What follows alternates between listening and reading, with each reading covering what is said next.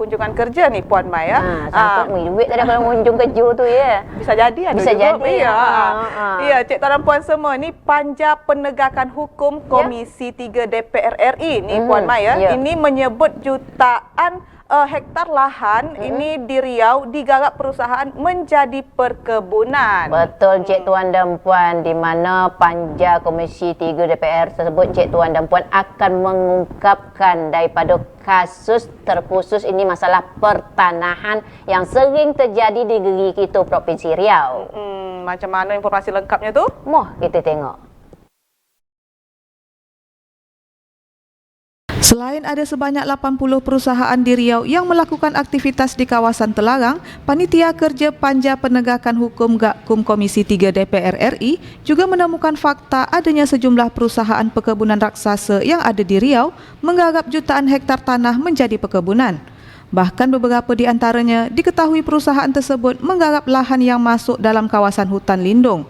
Ketua Panja Penegakan Hukum Komisi 3 DPR RI, Mulfakhri mengatakan, sebagai tindak lanjut atas permasalahan yang terjadi, maka Panja Gakum Komisi 3 DPR RI akan balik berkunjung ke Riau. Mulfakhri menegaskan pihaknya akan datang lagi ke Riau untuk membahas perambahan hutan yang diduga dilakukan perusahaan perkebunan. Sementara perambahan hutan oleh pihak perusahaan diduga terjadi di hampir seluruh kabupaten di Provinsi Riau.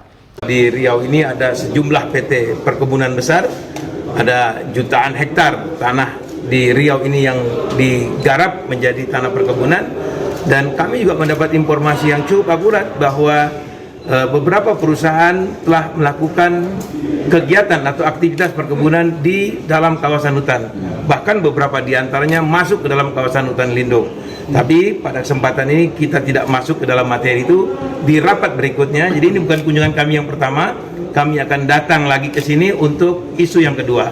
Kalau hari ini kita khusus bicara soal konflik antara masyarakat dan PT Perkebunan, di kesempatan berikutnya kita akan bicara tentang konflik atau perambahan kawasan hutan oleh PT Perkebunan. Melalui kunjungan kerja yang mereka lakukan, Panja Penegakan Hukum Komisi 3 DPR RI berharap ada solusi untuk mengatasi konflik lahan yang terjadi.